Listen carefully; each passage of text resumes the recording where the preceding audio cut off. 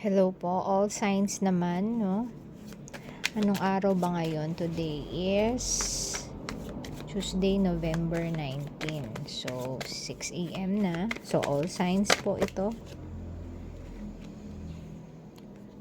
Ito rin yung lumabas kanina. So, ito, meron kang ginagawa na sobrang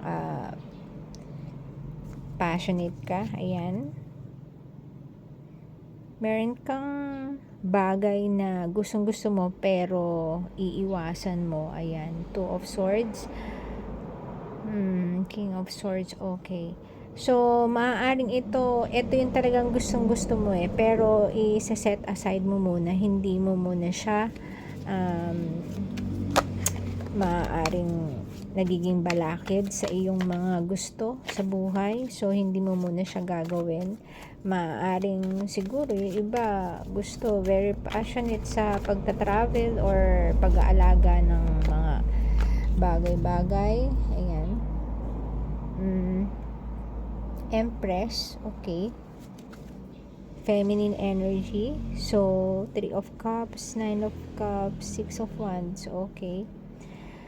So, maaaring iba sa inyo mahilig makipag-socialize. Maaaring ito yung nakalagay dito, no? Mahilig socialize.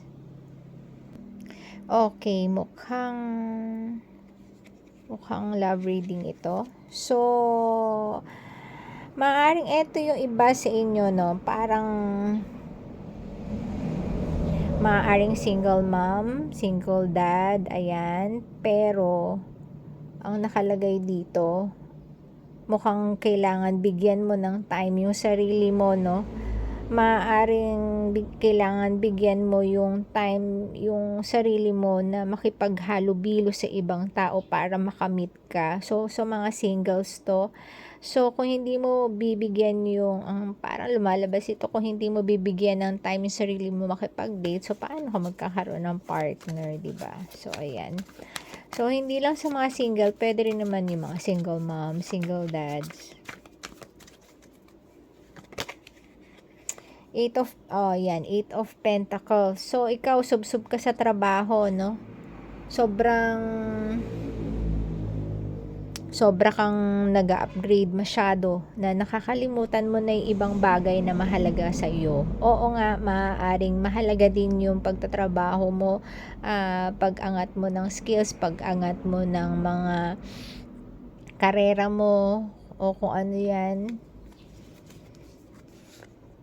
So, ayan, kinakainggitan ka ng ibang mga kakilala mo, no? Kinakainggitan ka. So,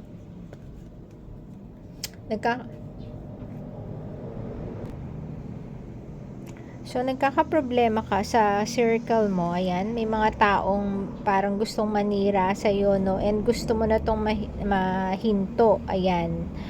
So, maaaring hindi ka pinapansin, no? Tingin ko parang naiinggit sila sa'yo. Maaaring kahit na single ka, maganda yung iyong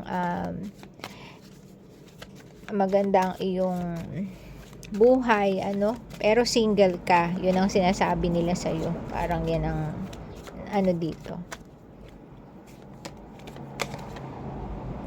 9 of Cups, okay. So, ikaw, ang pinapahalagan mo kasi yung pamilya mo, no? Yun yung kasiyahan mo, pamilya mo. Hindi na baling single ka, basta masaya yung pamilya mo, maaaring napoprovide mo yung mga gusto nila, mga kailangan nila, no?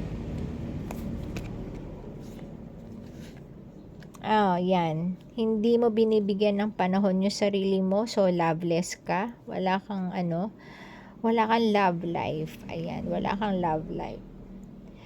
So, maaaring merong pwedeng mangyari, no? Depende kung bibigyan mo to ng chance. Maaaring magkaroon ka ng time para makamit ng someone special sa buhay mo, no? Yun ay kung bibigyan mo ng time. So, syempre, kapag ka mga ganyan sobrang busy sa minsan kailangan mo rin mag-effort para makamit ka ng someone. Maaaring nagkakaedad ka na, no?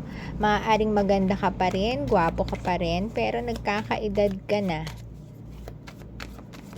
So, parang tingnan natin, diba? Yan, 6 of Swords. Okay. So, may mga araw or gabi na hindi ka nakakatulog, no? Kasi puro naisip mo trabaho, lahat parang pasan mo yung buong daigdig. Ayan. So, parang lahat ikaw caretaker ka ng lahat. Yung mga gusto mo, hindi mo na nagagawa. Pero, ang pinaka gusto mo lang ngayon ay mag-work. Ayan. So, yan. So, yung mga ibang kailangan natin sa buhay, para maging balance. Sabi nga nila, kailangan may balance sa buhay. Kung puro work na lang, hindi rin balance ang buhay natin. Ayan, the world. So, ano ba yung makakabuo ng mundo mo? Nako, ang nakakabuo ng mundo mo, eto, yung mga assets mo. Ayan, dito ka masaya kasi naibibigay mo sa mga loved ones mo, nakakapag-share ka. Ayan,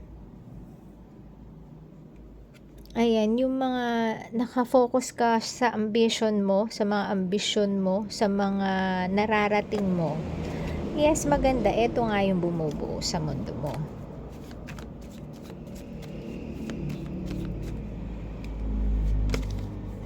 Ace of Wands, ayan. Nakafocus ka lagi sa mga gusto mo, na ano pa ba yung mga ibang gusto mo. Maaaring gusto mo pa ng another business, another work, another side hustle, no? Ayan. Pero parang may nakakalimutan ka na eh. Parang hindi mo na napupuntahan yung mga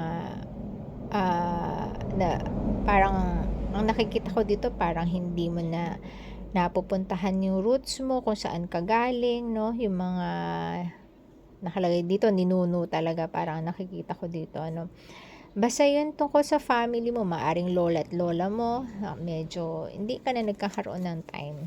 Ayan. Or sa mga taong iba na mas mahalaga. Mahalaga naman ang pera, of course. Pero, syempre, may iba rin naman na kailangan sa buhay, dumarating din tayo sa punto na kailangan natin pahalagahan yung ibang bagay na mahalaga din naman. Ayan, Knight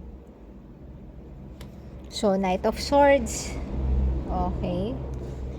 Page of Pentacles, Eight of Wands. Okay. So, maaaring meron kang kapamilya na hindi mo na nakakausap. Maaaring yung iba siguro mo sa negosyo dati before, or sa ka-work mo before, no, na hindi mo na nakakausap, pero ngayon parang bigla na lang kayo, may instance na bigla kayong magkakausap, so magkakaroon ka ng opportunity na makausap mo yung mga dating hindi mo na nakakausap. Ayan. Siguro meron ka mga ibang relatives, friends na nangangailangan ng tulong, and kung may capability ka, siguro yun ang sinasuggest dito, no? Na pwede naman mag-extend ng tulong na kaya mo lang, di ba? Yan, so hingi tayo ng message. Nine of Wands.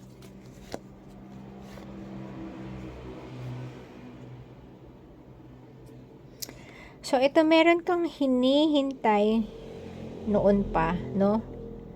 May hinihintay ka na something, na katotohanan na gusto mong malaman, na yun ang parang nagiging, pagka naaalala mo yun, is parang bumibigat yung pakiramdam mo, nagiging trigger, no? So, mukhang may matutuklasan ka. Ayan. May matutuklasan ka, or maaring yan yung tinatrabaho mo, na matanggal yung fear na yan na matagal na, no? Parang gusto mong harapin. Maaaring may tao kang ayaw kausap, pero kakausapin mo na. Parang ganun. May mga issue kayo sa pamilya, siguro, mabubuksan yun, and makikipag-usap ka na, no? Para mawala na yung Four of Cups. Ayan nga. Okay. So, magiging maganda naman, no? Maaaring siguro may reunion kayo, family reunion, o kaya siguro sa school reunion, or kaya sa office, ganyan. So, maaaring yung iba, medyo siguro nakaalitan mo, and siguro time na para maayos nyo yung gulo nyo sa past. Maaaring yung iba sa inyo may kailangan ng patawarin sa past nila para, ayan, Hermit. So, sa Hermit, maaaring ikaw nagsolo ka. Naging busy ka sa pagpapayaman, pagtatrabaho, no? Pero naging burden sa yun. Naging successful ka naman sa career mo, focus mo, ayan, nakafocus ka sa career mo. O iba, nakafocus sa love life, no? So, maaaring ito is yung mga single na ma-encounter nila yung mga exes nila, ayan. Kasi parang ito, nasa sayo, So, maaaring ito,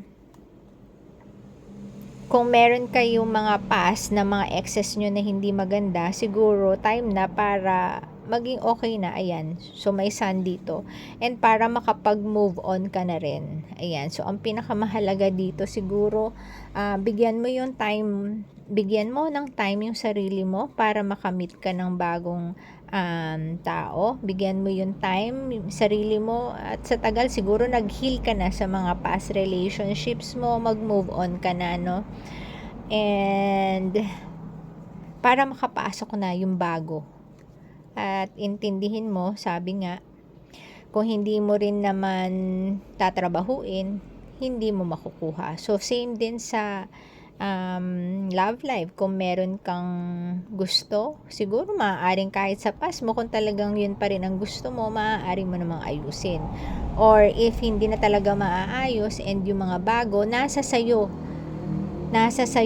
kung magkakaroon ka ng bagong partner na maayos, nasa sayo kung bibigyan mo lang ng time. So, ayun po, all signs to, and thank you sa pakikinig, and God bless po.